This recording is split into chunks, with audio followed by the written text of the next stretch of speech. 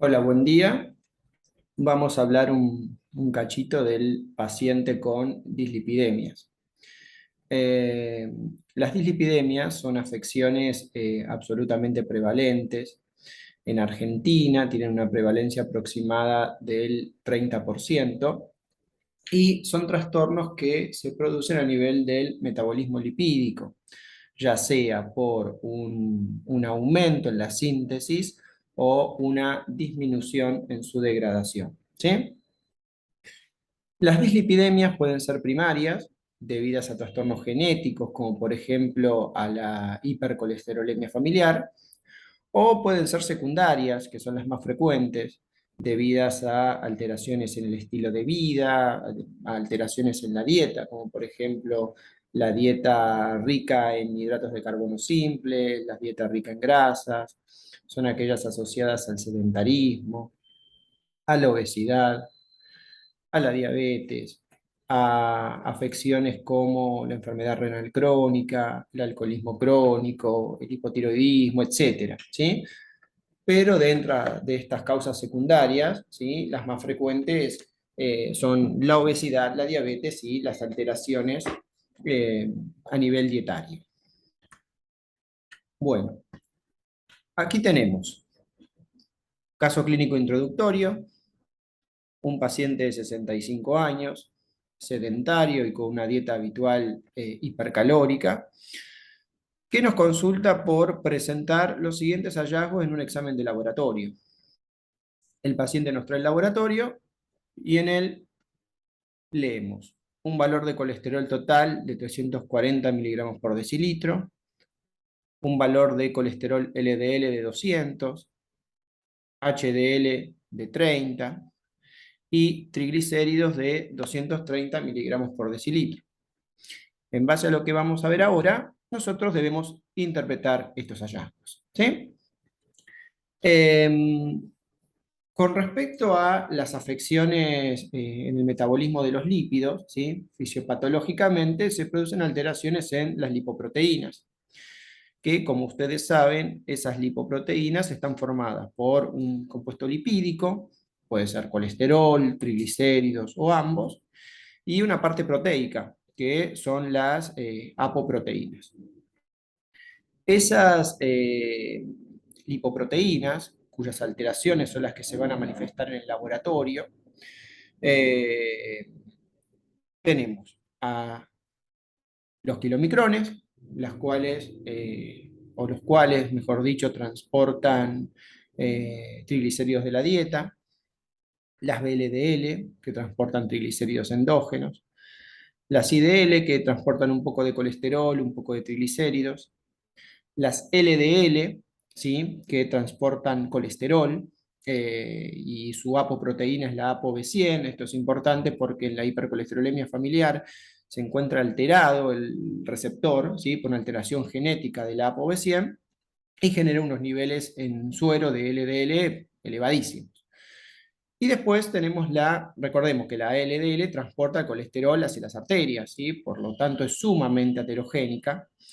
Eh, y tenemos, por último, las HDL, que realizan el transporte reverso del colesterol, llevan el colesterol de la periferia hacia el hígado y tienen también función antioxidante, una función antiinflamatoria y antitrombótica. Cuando nosotros estudiamos el metabolismo de los lípidos, lo principal que tenemos que tener en cuenta, que son los valores que se van a reflejar en el laboratorio, son el del colesterol total, colesterol LDL, colesterol HDL y los triglicéridos, ¿sí? Y la principal complicación que tienen las dislipidemias es la aterosclerosis. Las dislipidemias por lo general no dan manifestaciones clínicas, los pacientes son asintomáticos, o la manifestación clínica se dan de una forma indirecta, a través de las complicaciones secundarias a la aterosclerosis arterial, ¿sí? Las arterias que pueden ser afectadas son las arterias coronarias, dando, por ejemplo, una cardiopatía isquémica, ya sea agudo, un infarto de miocardio o una cardiopatía isquémica crónica. Se puede afectar las carótidas, dando un accidente cerebrovascular, las arterias de los miembros inferiores, dando una arteriopatía periférica. Por eso, concepto importante a tener en cuenta es que las dislipidemias, si bien no dan manifestaciones clínicas, y la mayoría de los pacientes son asintomáticos, y nosotros las diagnosticamos mediante un examen de laboratorio, las consecuencias son graves, ¿sí? Y esas consecuencias se deben a la aterosclerosis y las complicaciones potenciales de la aterosclerosis, como infarto agudo de miocardio, accidente cerebrovascular, etcétera, ¿sí? En el estudio, ¿sí? O en la evaluación diagnóstica de un paciente con dislipidemia, lo mismo que en las diversas afecciones, es importante anamnesis, examen físico y exámenes complementarios. Con respecto a la anamnesis, como les he dicho previamente, no hay síntomas, ¿sí?, característicos de las dislipidemias. Nosotros aquí es importante preguntar sobre la presencia de otros factores de riesgo cardiovascular, como por ejemplo diabetes, ¿sí?, tabaquismo. Si la persona ya tuvo algún evento vascular, como por ejemplo un infarto de miocardio, un accidente cerebrovascular, si ya le habían dicho alguna vez que tenía el colesterol alto, antecedentes familiares de dislipidemia, ya sea hipercolesterolemia, hipertrigliceridemia, eh, alguna afección, como dije previamente, como la diabetes, algún caso de insuficiencia renal, el consumo de alcohol, su dieta general, ¿sí?, dieta rica en hidratos de carbono fino, si realiza o no realiza actividad física, etcétera, ¿sí? Si toma algún tipo de remedio. Por ahí la persona nos dice, le preguntamos, ¿usted tiene el colesterol alto? No, y resulta que está tomando un fármaco hipolipemiante, ¿sí? O sea, no lo tiene alto porque está tomando el fármaco hipolipemiante, ¿sí? Por eso la anamnesis, más que centrada sobre alguna manifestación clínica de dislipidemia, que son extremadamente raras y los pacientes son asintomáticos, se deben centrar en los factores de riesgo cardiovascular. Segundo paso es el examen físico. En el examen físico también es raro encontrar manifestaciones clínicas propias de las dislipidemias, sino que las que van a predominar son las de las afecciones secundarias que originan las dislipidemias, ¿sí? Afecciones que por ahí vemos en la diabetes, vemos en la obesidad, vemos en el alcoholismo crónico, etcétera, ¿sí? El examen físico debe ser completo. Eh, Toma adecuada de los signos vitales, adecuada toma de la tensión arterial, de la frecuencia cardíaca, determinar los pulsos. Recuerden que la aterosclerosis a nivel arterial, a nivel de las arterias periféricas de miembros inferiores, puede dar asimetría de pulsos, por ejemplo, ¿sí?, o disminución de los pulsos. Importante el examen físico cardiovascular con la auscultación cardíaca, la auscultación carotídea, para detectar soplos. Importante medir el perímetro de cintura. Importante determinar el índice de masa corporal. Debemos, a nuestra vez, realizar un fondo del ojo. Ahora vamos a ver por qué. En sí, entonces, el examen físico debe ser completo. Puede haber algunas alteraciones propias de las dislipidemias, ¿sí?, que orienten sobre todo a una hipercolesterolemia, pero son raras. Ahora vamos a ver imágenes, que son los santomas, que son tumores cutáneos, que pueden localizarse a nivel de la piel de los miembros inferiores, de los miembros superiores. Cuando se localizan a nivel de los tendones, se denominan santomas tendinosos. Ahora vamos a ver algunas fotitos, pero estas manifestaciones que orientan a hiperlipidemia, sobre todo a hipercolesterolemia, son raras y por ahí son más frecuentes de ver en casos de una hipercolesterolemia familiar, pero no siempre. Entonces tenemos anamnesis, fundamental interrogar, o mejor dicho, preguntar sobre los factores de riesgo cardiovascular, examen físico, que debe ser completo, orientándonos fundamentalmente hacia lo cardiovascular, y luego los exámenes complementarios, que también van a depender del contexto clínico, ¿sí? No es lo mismo por ahí los exámenes complementarios que le vamos a pedir a una persona con diagnóstico de diabetes mellitus que a una persona sana, mayor de 20 años, donde queremos hacer un tamizaje si tiene o no algún tipo de dislipidemia, ¿sí? En lo que respecta a la dislipidemia exclusivamente, lo que se debe pedir es el perfil lipídico, ¿sí? Que es lo que nosotros vamos a ver en el laboratorio y vamos a ver si se encuentra alguna alteración. Ese perfil lipídico consta de lo siguiente: colesterol total, colesterol LDL, colesterol HDL y triglicéridos. También les van a venir informado alguna otra cosa como el índice aterogénico, pero lo principal son estas cuatro cosas que le dije: colesterol total, LDL, HDL y triglicéridos, ¿sí? Y las dislipidemias se puede dar porque esté alterada alguna de estas lipoproteínas o una combinación de ambas, ¿sí? Por ejemplo, un aumento del LDL, una disminución del HDL, un aumento del colesterol total, un aumento de los triglicéridos. Pueden darse en forma combinada, dos o más de ellas, o en forma aislada, por ejemplo, hipercolesterolemia aislada, ¿sí? Entonces, anamnesis, fundamental preguntar sobre factores de riesgo cardiovascular, examen físico completo, orientándonos fundamentalmente a lo eh, cardiovascular y metabólico, y los exámenes complementarios, el perfil lipídico. Y de acuerdo al paciente, vamos a pedir alguna que otra cosa. Por ejemplo, si sospechamos un síndrome metabólico, le vamos a agregar una glucemia, por ejemplo. ¿Sí? Aquí les voy a mostrar las imágenes que pueden, de hallazgos clínicos que orientan fuertemente a una dislipidemia, pero que son raros, ¿sí? Son raros. Estos son los santomas. Son tumores cutáneos, amarillentos, ¿sí? Por depósito de grasa, que orientan a una hipercolesterolemia. Fíjense en dónde está localizado, a nivel de ambas rodillas, ¿sí? A nivel de las manos, y cuando se localizan sobre la superficie de tendones, por ejemplo, tendones de la mano o el tendón de Aquiles, en este último eh, favoreciendo su rotura, se denominan santomas tendinosos. En las otras localizaciones se llaman santomas tuberosos, ¿sí? A excepción de los párpados, ¿sí? Que se denominan santelasmas, esos tumores cutáneos, tumores grasos, cuando se localizan a nivel de los párpados, se denominan santelasmas. Entonces, tenemos los santomas, tenemos los santelasmas. Aquí tenemos el arco corneal, ¿sí? Que el arco corneal también se ve a depósitos de lípidos, sobre todo colesterol, ¿sí? Y fíjense que lo que es un halo claro alrededor de lo que es el iris, ¿sí? Y también sugiere una dislipidemia, más específicamente una hipercolesterolemia. Y si aparece antes de los 45 años, a una hipercolesterolemia familiar. Son hallazgos que uno los puede encontrar, pero no son de los más frecuentes. Y por último, recuerden que yo les dije que otra de las cosas que tenemos que hacerle a los pacientes es un fondo del ojo, ¿sí?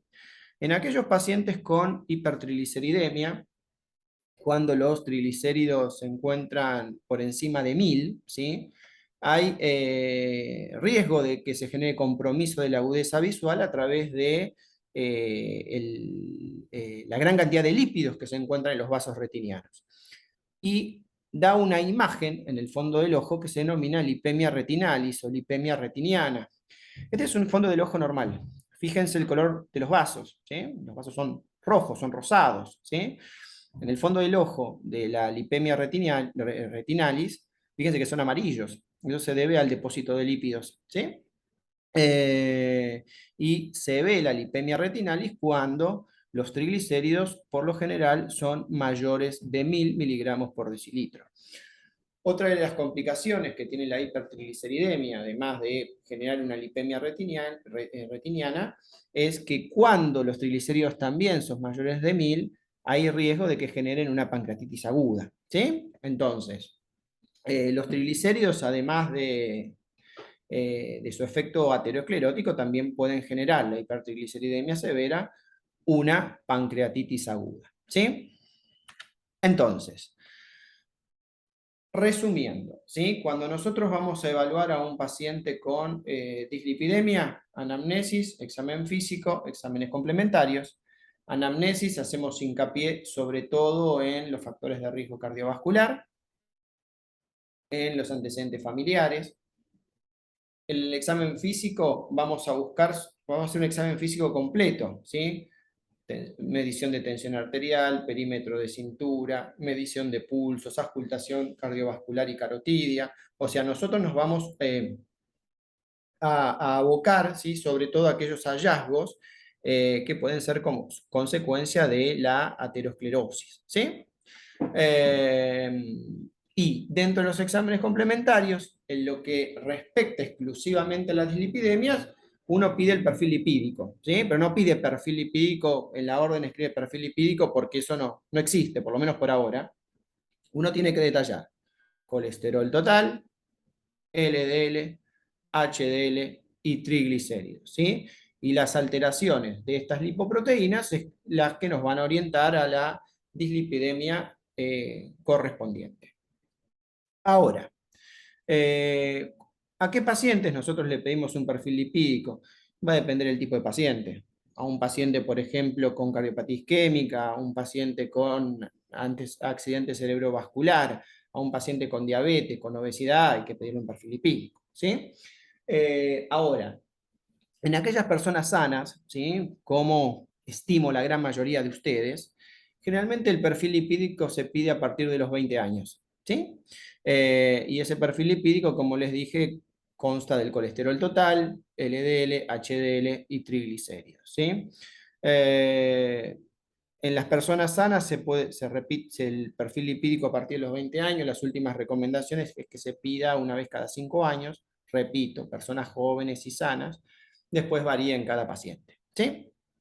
No es lo mismo ustedes, que en teoría son sanos, que una persona que les duplique o triplique la edad con una diabetes mal controlada, ¿sí?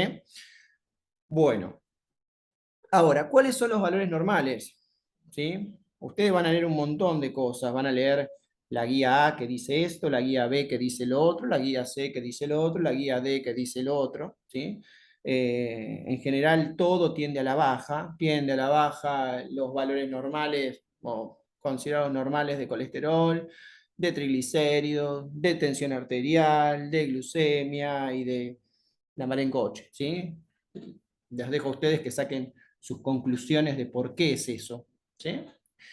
Eh, lo cierto es que los valores que se consideran normales va a depender de la persona, ¿sí? No es lo mismo el valor de colesterol LDL que se busca en una persona diabética, ¿sí?, o en una persona que ha tenido un infarto de miocardio, que en una persona joven y sana, ¿sí? Estos valores que les puse aquí se refieren fundamentalmente a aquellas personas jóvenes y sanas, ¿sí?, sin ningún otro factor de riesgo cardiovascular. El colesterol total debe ser menor de 240 miligramos por decilitro, el colesterol LDL menor de 160 miligramos por decilitro, el colesterol HDL mayor de 40 miligramos por decilitro. En la mujer se tiende a ser un poquito más estricto y se prefiere el colesterol HDL que sea mayor de 50 miligramos por decilitro. Igual esto va a depender de donde lo lean. Hay estudios que ponen como punto de corte 40, más de 40 para ambos géneros. Va a depender de donde lo lean. Y los triglicéridos tienen que ser menores de 200 miligramos por decilitro, ¿sí? Esto, como le digo, son los valores de colesterol que se consideran no elevados, ¿sí?, para una persona, pongamos, de 20, 22 años sana, sin ningún factor de riesgo cardiovascular, ¿sí? Colesterol total menor de 240, LDL menor de 160, HDL mayor de 40, de 50 en la mujer, y triglicéridos menor de 200. Pero, como les digo, por ahí van a leer alguna cosa que les diga algo diferente. Y van a leer otra cosa que les diga algo diferente. Pero tengan una idea grosera que estos son los valores que se consideran normales, ¿sí? Bueno, volvamos ahora a nuestro caso clínico. Teníamos a Donald King, de 65 años, sedentario y con dieta habitualmente hipercalórica, y nos consultaba por los siguientes hallazgos de laboratorio, ¿sí? Fíjense los valores, y volviendo al anterior, tenemos colesterol total mayor de 240, elevado.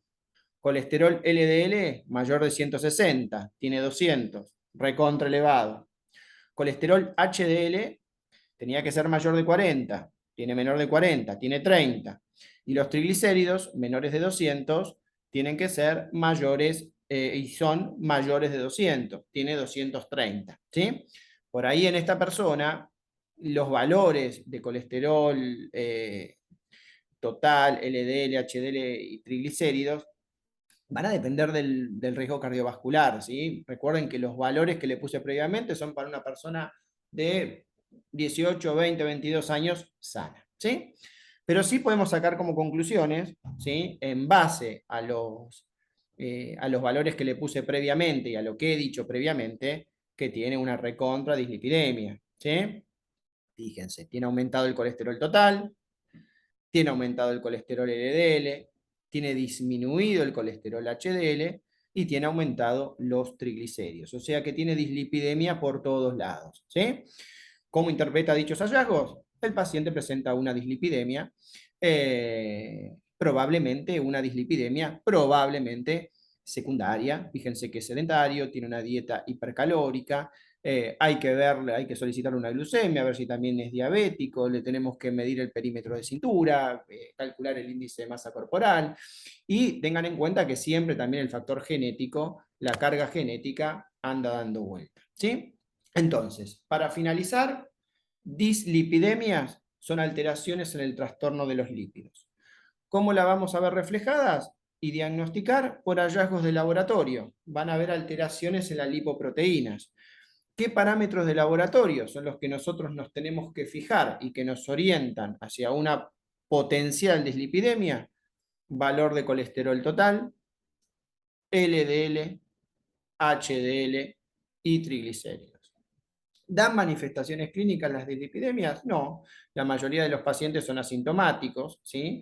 Pero indirectamente pueden dar manifestaciones clínicas a través de su principal complicación, que es la aterosclerosis, ¿sí? Sobre todo a nivel coronario, cardiopatía isquémica, carotidio, accidente cerebrovascular.